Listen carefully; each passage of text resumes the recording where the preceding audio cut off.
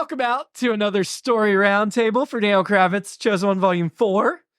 I, Jerome Wetzel, the writer, am here with some of the main cast. Let's introduce... Hi, I'm Joe, and I play Alexis Augustus Armentrout. Hi, I'm Wendy, and I play Abby Reynolds. I am Nathan Haley. I play Daniel Kravitz. And the reason the rest of the cast is not here is they are in rehearsals for the Universe Journey musical that we're going to be performing by the time this podcast comes out. Already performed, but you can listen to it if you're a Patreon donor. We will get all of their thoughts as we go, but I think we have to start with the ending of the finale and Abby getting ripped apart. How did that feel, Wendy? After 65 episodes. Well, honestly, the first time I read through it was our practice, and I cried. So it was, I feel like it was coming. I don't enjoy playing a heartless person, but I kind of do too. I feel like she did have it coming. It was... Playing Abby Reynolds when she went so dark was probably one of the most difficult characters I've ever played. Aww. But I've enjoyed every minute of being that heartless dick. I don't think she's heartless. I would beg to differ with your characterization of heartless. Okay. Because she has a mission for a reason. Like, she is Goal-oriented. Well, first of all, she is trying to save the world. Driven. She's trying to save the world. And she thinks she has to kill the ultimate evil and kill all the monsters to save the world. And she is still heartbroken over Daniel's death.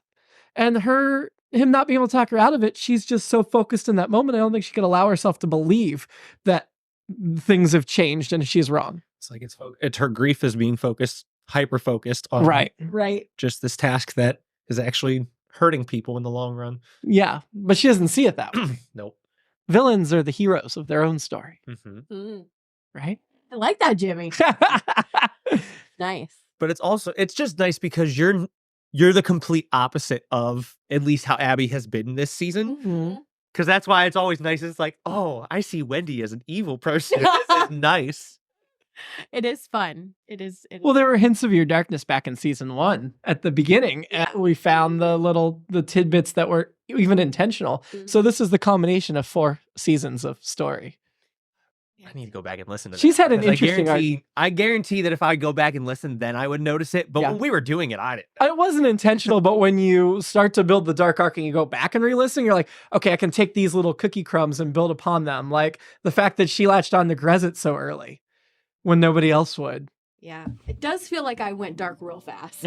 Yeah, so it's like, but I don't know. It's been you were going dark through season 2 as you stabbed somebody. You were going darker in season 3 when you were taking over and still not listening and lying to Daniel. And then season 4, you went really dark. But I think it was more I don't think it was that sudden. I don't Personally. know. Maybe just because time just went so quickly.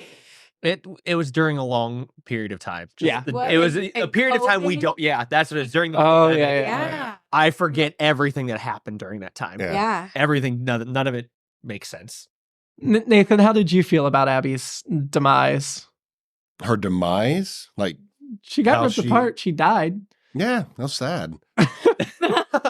I'm sitting there reading it. I was nervous that I'd have to be the one. I had a feeling that it was going to be Grezit or Rufus, but still in the back of my mind, I'm like, how's this going to play out? Am I going to, end up being the one to kill her? And I think it's just the shock of how she dies. Daniel, no matter what, will always love Abby. Oh, yeah. Even if he killed or she killed him, he would still find a way to make it that she is not the victim, that he is the victim. So I know that watching how she dies, in my mind, Daniel will have at least a few months where he's just gone. I think a couple of days at least, and then he'll bounce right back. Months? No, 2 days. Volume 5 picks up 6 hours later. Daniel's already dating somebody? Where's my next woman? It's like, wow. All right. No.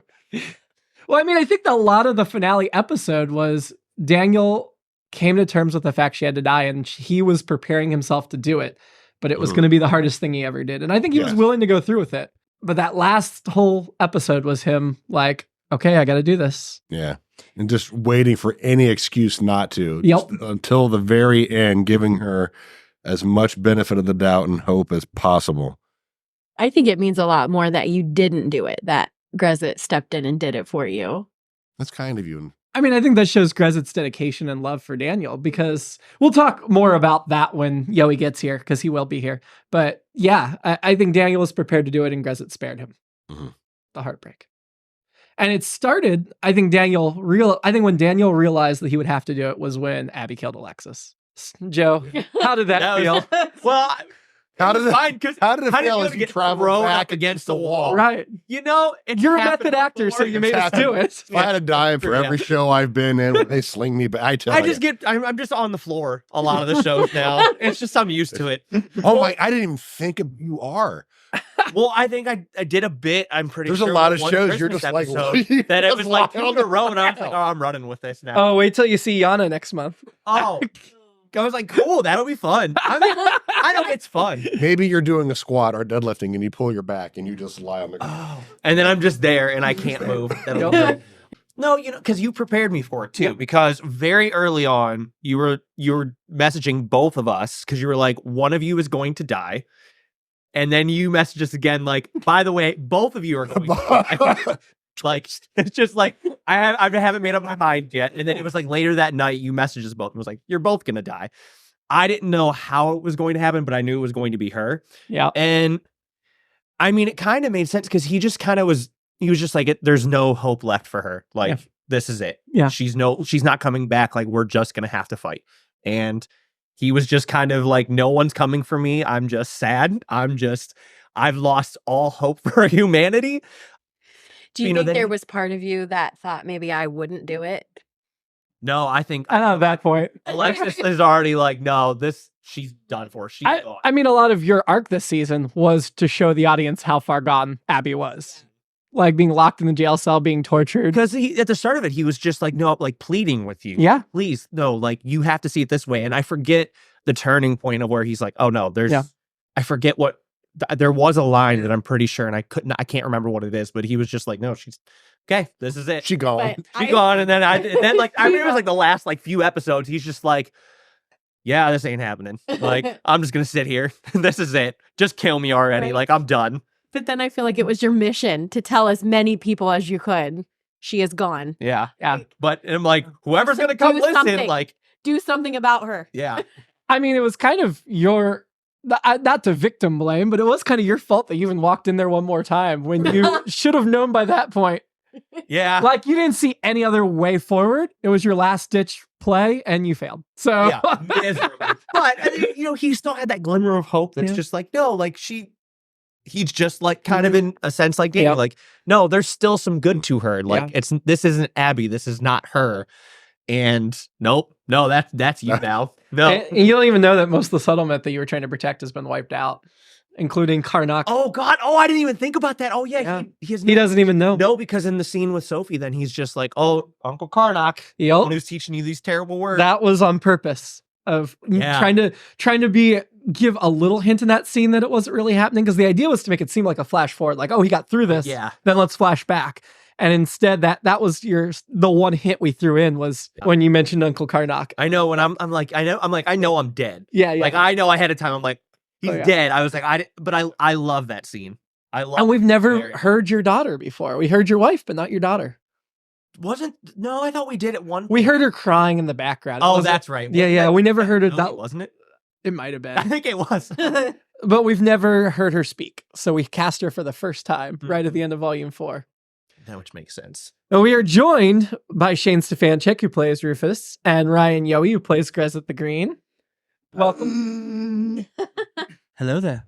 So we started with the finale, and that's all we've discussed so far. So let's get into Grezit murdering Abby ruthlessly. Boy. And welcome in. How did you feel about that, Mr. Yohe? Well, I would say, fortunately, I was given a lot of time ahead to prepare and plan. Nice. Because, oh my gosh. Well, I don't do you guys that dirty. Once I heard it was a possible option, I probably burst into tears, but then also was immediately excited at the same time. It's a love hate. It's a loving. Well, there was a lot of discussion whether it would be Daniel to do it or not. And we all thought, I mean, I know Shane was part of those discussions, Kristen, we thought that it just meant more if Daniel was willing, but if Grezit would spare Daniel the pain. Yep. I'm sure Grezit will be feeling the effects of that for quite a while. And then as I was writing the finale, it occurred to me that your whole arc has been how much you've grown and become better. So to have you do that full act of violence could sort of seem like a backslide. So instead, in that episode shortly before that, we have you spare your greatest enemy's life, Jolene, to show that you really have changed. And this is more of a mercy act than a violent anger act. Yeah, especially noting that it's in the middle of the battles when Grezit realizes Jolene might not be all human. Well, I think he's known she's half monster for a while, but I don't think he's realized the self-loathing. Because that was not something we hid, that she was half monster. She just kept it to her. She didn't like to talk about it. I feel like Grezit probably noticed, but then kind of backed off. Yeah. I think it's within that heat of battle. It's where it truly, like you said, the self-loathing. Yeah. And really that opportunity to potentially, I don't know, save them, recruit them, redeem them, maybe in some sort.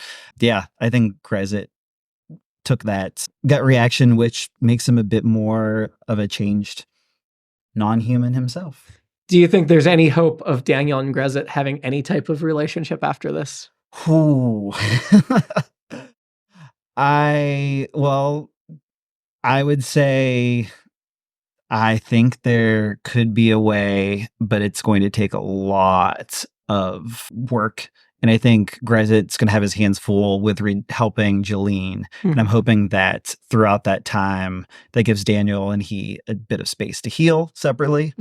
And according to sources, I'm dating 2 days after. I was joking. That was a joke. Yeah. So the fact that anything's possible now. No. What do you think, Nathan? Do you think you'll ever be able to forgive Grezit? I think in time, because Daniel will realize, because as much as Daniel has grown from where he was just hating his life to now having, that family aspect and, that being sort of a, teacher aspect, I think in time he will forgive because he has to, because Grezit was able to do something that even though Daniel wanted to do and knew it was his job to do, he couldn't do it. And he will never know if he could have done it. So I think it'll take some time, like Grezit was saying, but I think he can definitely learn to accept it and move on. I think it will take Grezit to tell him you couldn't do that. Yeah. And have it mean something to him. I honestly thought it was going to be Rufus, in all honesty. Why? Well, because as anybody who if anybody you were thinking was going to turn, because we knew Abby was getting darker. We knew that, Alexis was, this bright light of hope and all that. If it wasn't Rufus, then maybe Regina, but learning about the dark ruby or whatever, and like the dark magic that Rufus was having. I was thinking if anybody was just going to be like, well, like picking up like the conch and the, Lord of the Flies, whatever. Rufus might be like, well, I'm kind of more powerful than everybody here. Why don't I just, that's what I was thinking. If anybody was going to turn, it was going to be him. So, what do you think about that, Shane? Yeah, I mean, I feel like Rufus probably would have. I feel like he's probably ready, given his, life experience and stuff, and just be like, he wouldn't want to, but he's accepted the fact that, Abby's too far gone, that especially after finding out with Alexis, I think he was ready. I think maybe there was a slight part of him who maybe wanted to after that. like, oh, you fucked up. Aaron. Well, we had to do something big to show that she was so far gone they'd have to destroy her, and they couldn't just talk her out of it. So killing Alexis seemed like an appropriate step. It did make sense, though. I mean, it had to be one of y'all. It was time. Had to be somebody. It was time. Somebody she cared about. Yeah. It was an easy kill. It was easy kill against the wall. Just Well, and Abby liked Alexis, Mhm. like Yeah, you were one of the few that liked me at first. I know.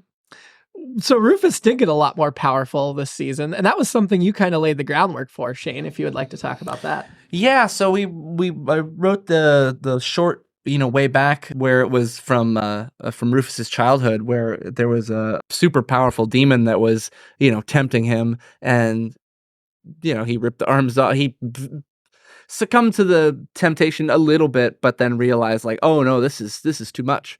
This no one should have this kind of power. Like, and so he hid it away and didn't accept it. And then finally, came around to like I don't really have a choice anymore. And Stephanie was part of the, helping convince him of that. Mm-hmm. So, do you think he has a handle on this magic, or do you think he's still dangerous? I think he does have a handle on it because he's known about it. He's had years and years to research it. Yeah. So he probably knows exactly the limits and why. That's probably why he didn't want to take it. And I think he was scared of it and what it would do to him. oh yeah, for Yeah, sure. yeah. Because ultimate power corrupts always. Mm-hmm. And yet that's not the way it's turned out. Now that he's had it for a few episodes, and we've gotten to see that he hasn't just gone evil. I think Yet. yeah. There's always the next always season. next season. 'Cause if he doesn't approve of my dating, then it's over. Snap, she gone. It's not it's actually you and Grezit. 6 hours after you kill Abby, hook up and live happily ever after. It's that trauma bond. It's the trauma bond. That would be a good After Dark episode. You are using my fanfic. Yay.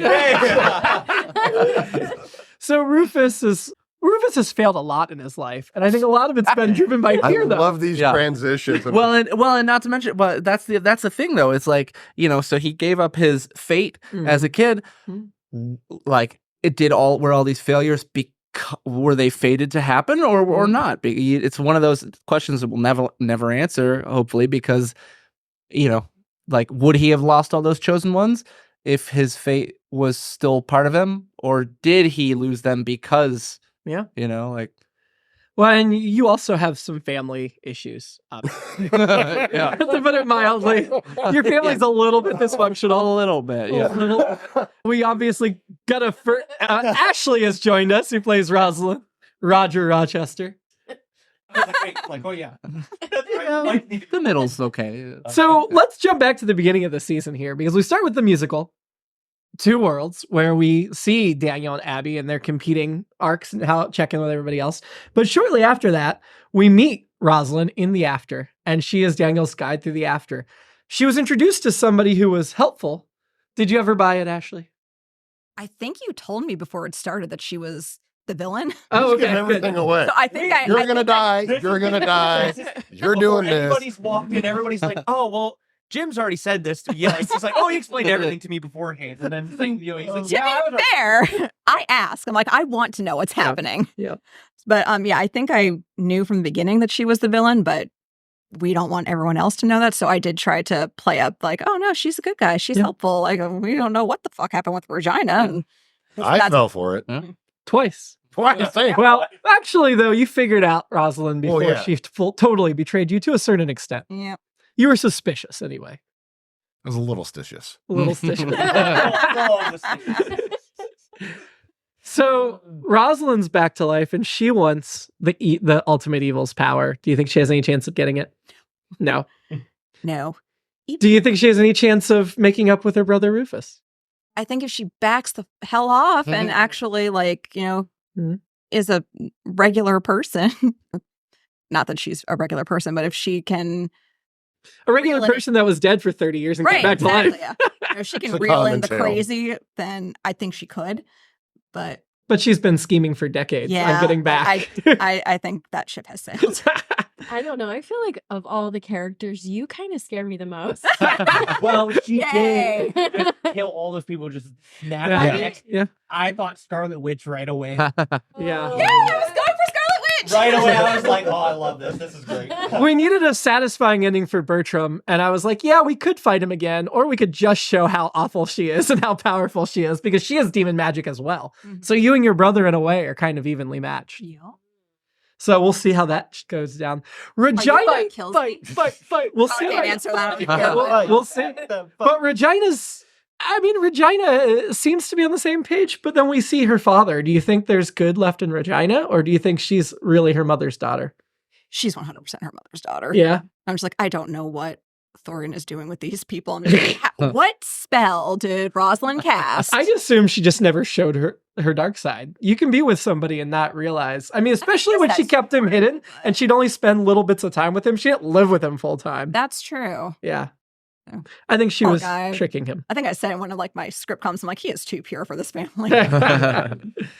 So yeah, we've had 16 episodes this season, not to mention the conspiracy theory short that led up to this season. So this was a long season, almost as long as last season's 18 episode season, which are obviously both longer than the first 2 seasons. How do you think this season compares to it with the first 3? Anybody? I was not in the first 3 seasons. That's true. Yeah, you're just like, here you go.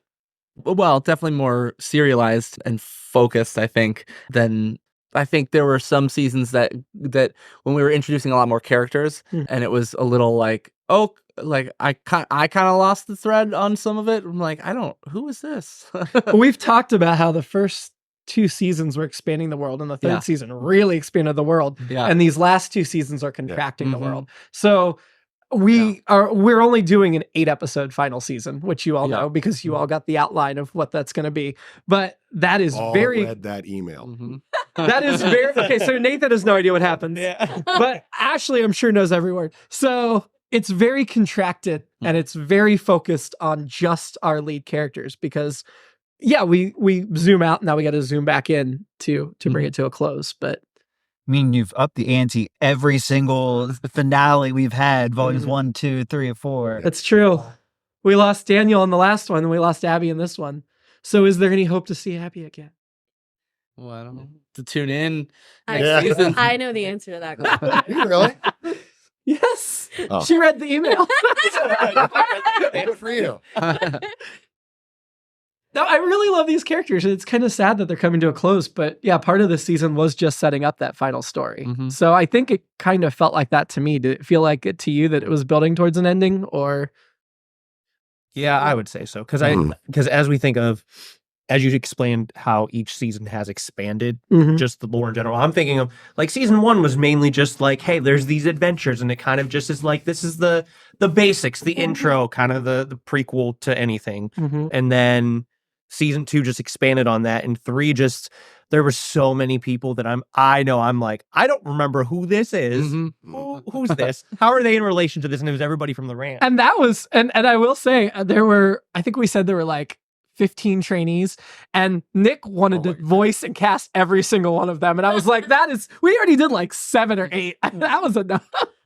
I remember squeezing. It was one thing we debated was, yes, we want to show enough so it's not one of those shows where we've got 18 and you only see 2. But what's the balance of let's show a lot of new people or let's show every new person? Yeah. You can't show every new person. No. But we needed to show enough to show how their world had expanded. Yeah. But yeah, then I think with this season now, with just narrowing down to knowing who the ultimate evil now is, and just kind of narrowing it down to Abby's gone. What did you all think of that ultimate evil reveal? Did anybody see it coming? I had suspicion. Did you?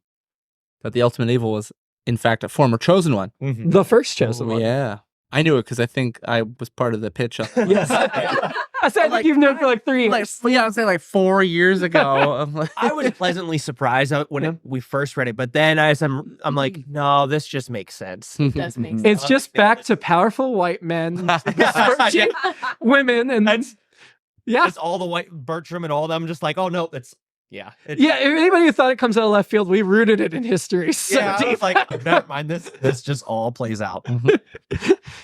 Even to the point of now thinking back on it, putting woman against woman, Abby to usurp the ultimate evil's power. Again, orchestrated by the powerful white men. Yep. I mean, we assumed the ULP were all white men. They were British, so probably. I mean, seems likely. If it's an old British group of... Yeah, Ivy, the highly educated I don't know. You just know what you see as the stereotype. What I pictured, honestly, is just the old white men sitting in Yes. like a study. Yeah. Some kind of Crumpet. books everywhere, Oh. just crumpets Yeah. and just like pipes and just. They probably had some, brandy. they probably had some token people in the organization that weren't old white men, but they were not given much power or authority. And yeah, they all died when Regina collapsed to the headquarters. Yeah. There are still a few hanging threads out there. For instance, there's a reporter that found out a lot of information while she was held captive by Abby and got away, thanks to Grezit. Do you think there might be any blowback on that, or do you think now that Abby's dead that there's really nothing to blow back? I don't think there will be much blowback, especially I think once she realized why Grezit let her go after reasoning, I think realizing that if Abby's gone, Grezit and the residuals that are left aren't going to be something worth talking about. Maybe she'll make a bunch of children's stories inspired by the and become really famous, and they'll live And transphobic? on. Yeah. Or, when Shelley needs new information, new pitch for morning show. Well, that's a different Shelley. It's the same actor. It's the same. But it's a different dimension. I know that's. There's no monsters in Morning Show. I said her name's Shelley. Yeah, Michelle Myers. In fact, I know. she doesn't go by Shelley. She doesn't go by Shelley. What she wants to Twist. She's a conspiracy theorist, not a legitimate That's how she journalist. has. Brooks, make it happen. That's how she has her on it. See, yeah. No, I can confirm those are two different dimensions and two different versions of that character. Jimmy's like, shut it down, guy. Shut it down. We're not going to get that crazy. There has been some speculation that I haven't decided if I should follow it or not, that Mystery Dream Team is set in the same dimension. Do you think it is or is not? And why? That's Daniel Kravitz? Yeah. I like that. It would just make sense because of just Monsters. yeah. Like that to me, I'm like, oh, that makes sense. The amount of magic we've seen in both areas, in both stories, I feel absolutely could make them cross into the same or be part of the same dimension. Yeah, you don't have a lot of actor crossover either, so. Yeah. No. True. No. It's like the ghost facers in Supernatural. Gosh, I love Ghostface. That's the best. Yeah. Were there any highlights in this season that any of you would like to bring up? Besides the musical, of course, because I loved the musical so much. But any highlights of the season? It does pertain to music because anytime I hear the word Jolene, God, yes. as you were saying it earlier, I'm like, I'm not going to sing it. I'm not going to do it. Well, it's just like when anybody ever says bye now. Oh, I can't. That's all I hear. That's all I think of. And I can't do it because people are like, what is that? I have to explain. It's like, don't worry about it. Yohe's highly quotable. Yes. I also know it wasn't related, but the fairy tale story that involved Daniel Kravitz characters was a very special part to me. My favorite part is still watching Wendy's face when I'm like, but Mama. Yohe's referring to the It's All Been Theater episode called Giant that we did as part of our 100th live show. I remember that. Different dimension, not canon for Kravitz. It's a storytelling dimension. But yeah, that was a fun one. That's a good point. A highlight for me was getting out of the underworld. Yeah. That was fun. Did you stay dead longer than you thought you were going to? I didn't know what to expect. Ha! Kind of, but I mean, I like when Daniel, I guess, came back, but just kind of stinks because he comes back and then all of a sudden, just the realization of, well, it's about over.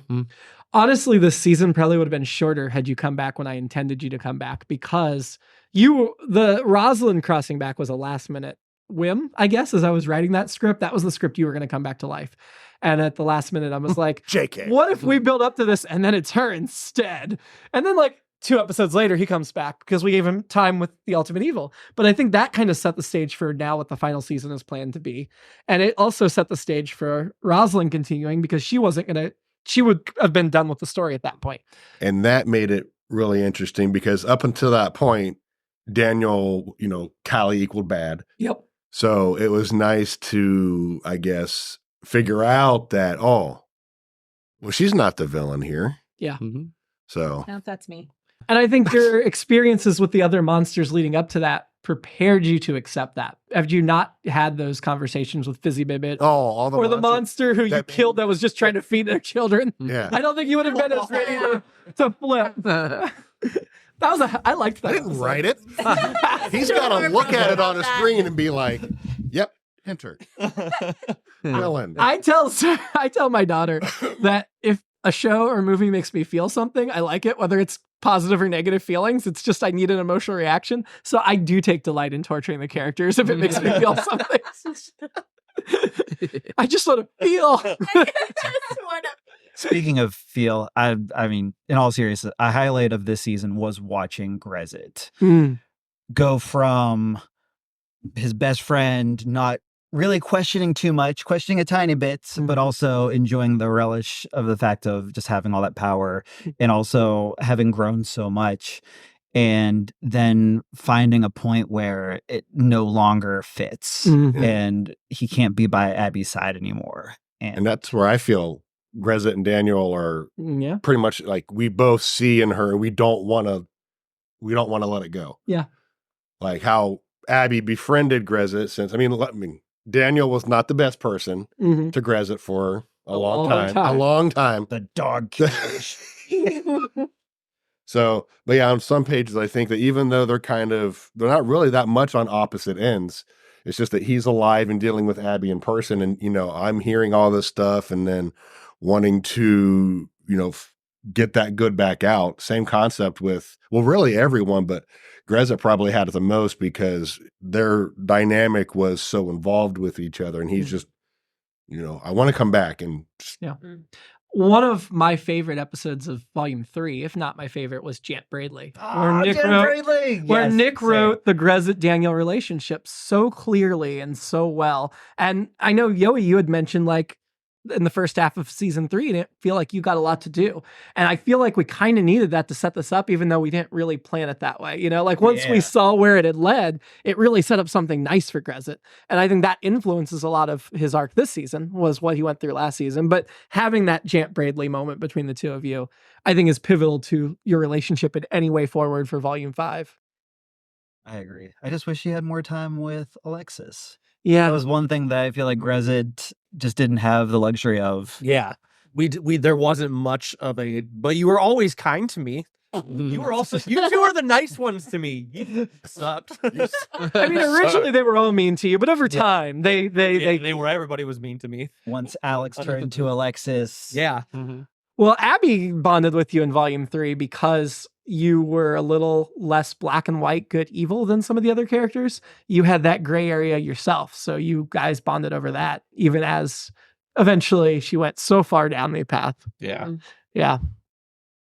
Because Alexis always did see things kind of in the gray. Yeah. Like, hey, there's a little bit of both everywhere. Because, secret monster family. Right. I see she is. Family. Yeah. I mean, Rosalind had a secret monster family too. So now we see two sides of that coin. Of Rosalind and Alexis, the road not taken. But you never just think you could have been this evil. Yeah, I could have been that Divergent Yellow Wood, and I chose evil. I do want to come back to the Jolene song that Yohe mentioned, because that's the first time we've ever done a parody of radio here, because we're very careful on copywriting. Well, parody you can do. It's like, I don't know if we want to touch that much. But yeah, just the way you said her name early in the season, I was like, sometime this season we've got to do it, because it just felt like it would have been passing up a great opportunity to not do that song. And have you sent it to Dolly yet? Because I really want her stamp. I have not sent to Dolly, but she did guest star on the Orville last season, so I feel like she's enough in touch with the geek world that she'd be okay. And her involvement with Buffy the Vampire Slayer. Yeah. Oh, yeah. What's her involvement with Buffy? I don't know this. Producer. Yeah, she was uncredited producer.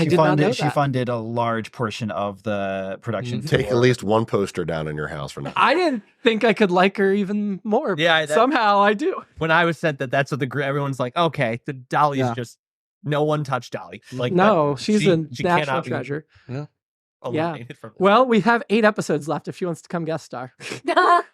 She can be in all 8 if she wants. I'll write something for her. She's one of the busiest people ever. I'd be like, all right. Yeah, right. I'll do it. I was going to sleep that day, but why not? Yeah. Like this whole time I thought maybe I was going to get another chance with Daniel. Just maybe. Like some of the cards were laying out. I'm like, oh my gosh, it might happen. I almost had you when I said happen. Well, we've seen an afterlife, so you never know. But he's not there. So, yeah. We are joined by the final main cast member of the season, Katie. Hello. Plays Stephanie Garcia. I do. What did you think of Stephanie's arc this season? It was interesting. I mean, I was excited, to see that they finally. I feel like she's just been pushing and pushing to get them to go confront Abby, and it's finally happened. So I don't know. It's satisfying to see that finally play out. Yeah, I'd say her role was one of encourager or supporter this season, but we also saw her take some big swings, like when she forced Rufus to accept his demon magic. Yeah. And take action, which is cool. I love that part too. Gave you some agency. Yeah. What do you think I know that we have established that she's got a bit of a crush on Daniel. If you translate her French words sometimes, she's said it outright, but if you don't speak French, I didn't want it. The audience may not have noticed it. I read it in the email. Do you think there's any chance? Do you think there's any chance for her and Daniel in Volume 5? That's really interesting. I mean, it's been like, I don't know, just this like thing that she's had for herself for such a long time. It's hard to imagine, like, especially with the grief and all that with Abby. I don't know. It's hard to imagine like it actually happening in a way because, she's talked about it, but now I don't know. So many things have changed, and like he just wouldn't listen to. I don't know, like her concerns about Abby, and I don't know, does that change things? You could be trauma bonded or trauma repelled. Exactly. Yeah, I think that's what it is. Yeah. Yeah. Apparently that's happening. Yeah. You get a girlfriend 6 hours afterwards, and then you hook up with Grezit, and then Wait, I thought Grezit was the girlfriend. Both. We were just both. Both. It's a thruple. Stephanie, Grezit, and Daniel are a thruple. It is now. Is this canon? Sorry, a quadruple. Yeah. It's now just a comedy. It's become a sitcom. That's an afternoon. They're like, Alexis was sad, but now we're just in a throuple, so. They've got it. Yeah. Abby, Wendy's like, I'm glad I'm not part of this final season. You're just in the dark, just like, oh. Like before they. I'm glad you're supposed to now. You picked up smoking, you're just like, yeah. That show's jumping the shark, but I'm gone. It was good when I was on it. Now, I know you all but Nathan, know in broad strokes what the final season's going to be. Because you said you don't read the email. But I want to be surprised. But are there hopes of minor things or something about your character that you would like to see in that final 8 episodes? One of my biggest pet peeves is when people lose their powers. Mm-hmm.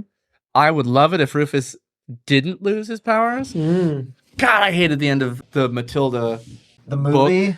Book, because the book she gave up her powers and never had him again. Yes. The movie kept him. I was like, yes. Maybe I didn't. I don't think I read the book. Yeah. Sucks. Yeah. Well, I don't think she didn't need him anymore. But nothing against Roald Dahl, but yeah, like, no, I hate it when people lose their powers. Hate it. So Shane doesn't want Rufus to lose his powers. What about the rest of you? I want Grezit to process his grief with Abby. And I want it to be fully channeled with how he brings Jolene into the light. That might not be a little small thing. Do you think he has any hope of redeeming her? Maybe not by the end of the series, but I think in the right direction. Okay. I kind of have an answer. I don't know if this is small enough, but but I just think she's been so ambitious, Stephanie has, and I think it would be cool to see her in some kind of like leadership position, like foreign liaison. I don't know, some kind of like peacemaker, or someone who helps build something that's against sort of what Abby was doing, because I feel like that's what Stephanie has been standing for, is like, whatever Abby's doing, I want the opposite. So it'd be cool to see her like stand for the opposite. And what does that look like? You could create the PLU. The PLU. Positive Leadership Union. Yeah, that's my answer. That's better. Ashley? I think some sort of closure on Rosalind and Rufus. Oh my God. I have no scenes with You've been dead for 30 years. So. I have no scenes with you. All my scenes are with Nathan. I think some sort of closure on their relationship, just to... They're probably not going to interact in Volume 5, though. Yeah. That would still be nice, though. Your point is valid, but there it's was not a whole lot Pick of... something else. I'm just kidding. There was just a whole lot of, like, stuff going on there. I can't think today, you guys. Yeah. It's my...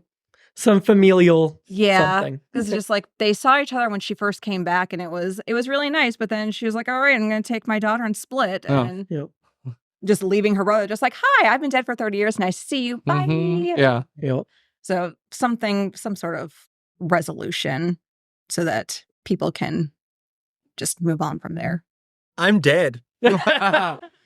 So, would you like to see him not dead? That's Like after. Just because yeah, it would be nice to see him. Happy in the after. Oh!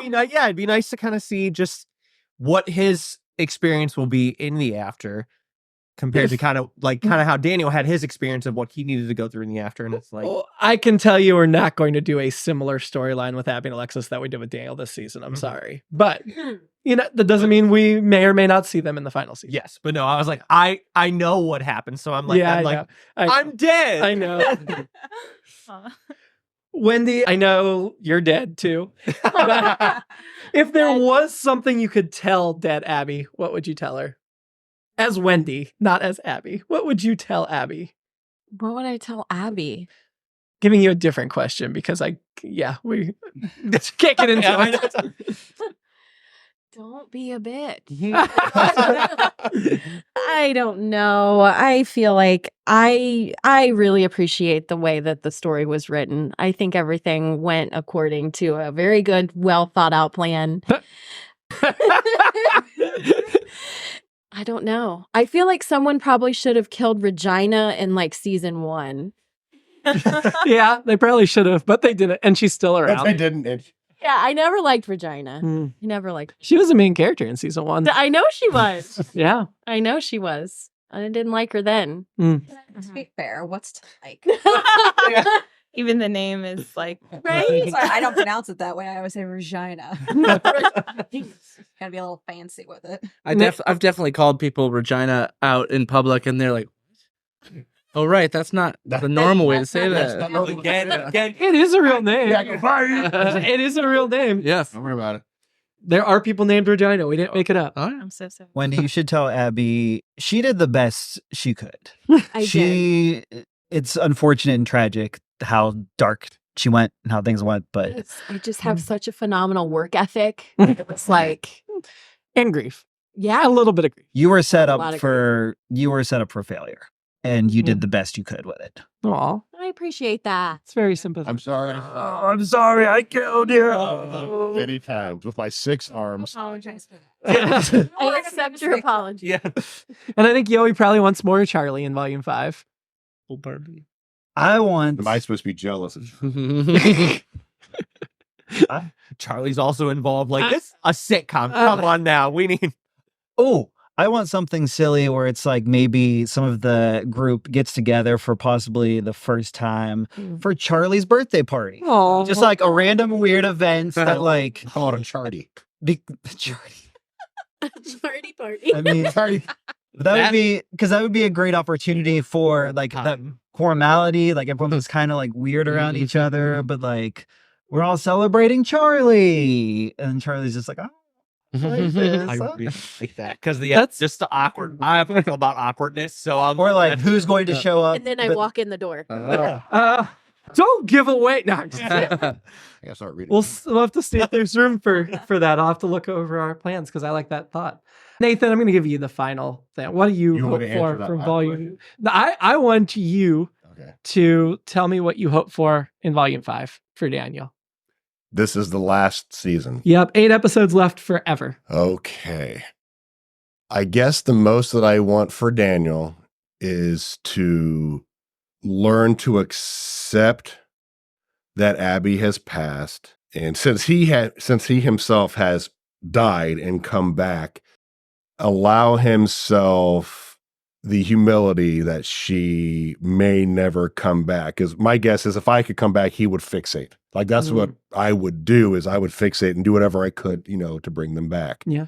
So I guess just the humility to realize that he's not in control and that if she is gone, obviously remember her for who she was when he knew her best. And I don't think I want to return to the store. Is it gone? Did it blow up? No. Okay. Been through a lot. It's been through a lot. Okay. So Last we saw Rufus. I'm reopened it. hesitant. I'm hesitant to go back, but if he would go back to the store, I think it would be at like that whole like schmaltzy woltzy Disney full circle thing, because he hated the store, and now maybe because Abby is gone, because he can see beauty better and he can see things better, so maybe he can go back and fix Daniel's antiques. I'm hoping not all my powers are gone, because some of those were badass.